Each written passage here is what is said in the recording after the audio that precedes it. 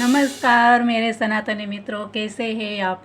आजकल तो दिवाली की तैयारी ज़ोर शोर से चल रही होगी। पूरा दिवाली का माहौल बन गया है और खुशियाँ ही खुशियाँ हैं। बस ऐसे ही खुशी सबके जीवन में साल भर बनी रहे और इससे आगे हम तो यही चाहेंगे कि जीवन भर सबका जीवन आनंद और खुशियों से भरपूर रहे। इसी कामना के साथ आज की बात हम शुरू करते हैं मित्रों। रमा एकादशी।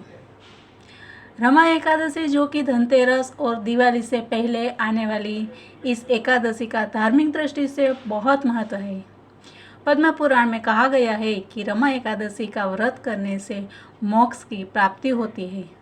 कामधेनु समान फल देने वाली यह एकादशी सभी पापों का नाश करके मनुष्य को पुण्य लाभ देता है। इस दिन व्रत करने से माँ लक्ष्मी और भगवान विष्णु की विशेष कृपा होती है। आर्थिक संकट से मुक्ति मिलती है और हमेशा घर में सुख समृद्धि बनी रहती है। साथ ही धर्म, अर्थ, काम और मोक्ष चारों पुरुषार्थ की प्राप्ति होती है। एक मान्यता है कि इस व्रत के प्रभाव से सभी पाप नष्ट हो जाते हैं, यहाँ तक कि ब्रह्म हत्या जैसे पाप भी नष्ट होते हैं। लेकिन दोस्तों, एक बात बता दें कि इधर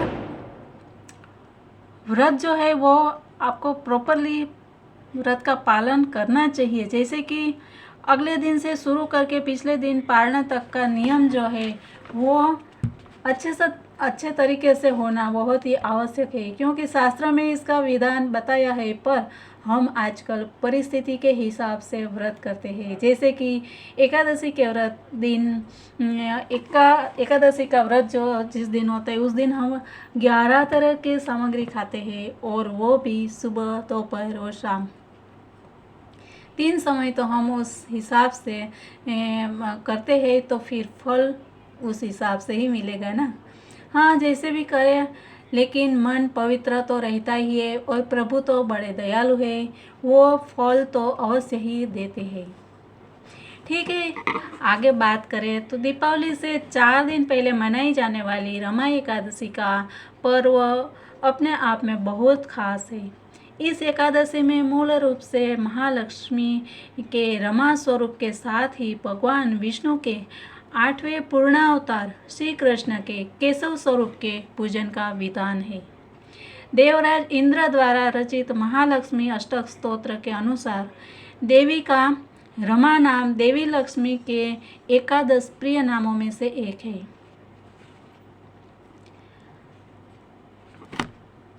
जो श्रद्धालु ये व्रत करते हैं उनके कुछ नियम हैं। तो आइए वो नियम हम जानते हैं कि ये व्रत जो है वो हरिवासर समाप्त होने की प्रतीक्षा करनी चाहिए और फिर बाद में उसका व्रत का जो है वो पारण किया जाता है। मित्रों, हरिवासर का मतलब क्या है? हरिवासर का मतलब द्वादश तिथि की पहली चौथाई खत्म होने तक का समय।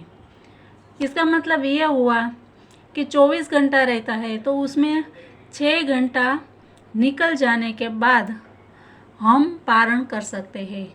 और पारण करने का जो समय है वो सुबह का समय बहुत ही उत्तम माना गया है। दोपहर के समय में पारण नहीं करना चाहिए और द्वादश तिथि भी उसमें हमको मिलनी चाहिए। तो ये पारण करने का कुछ नियम बताए गए हैं।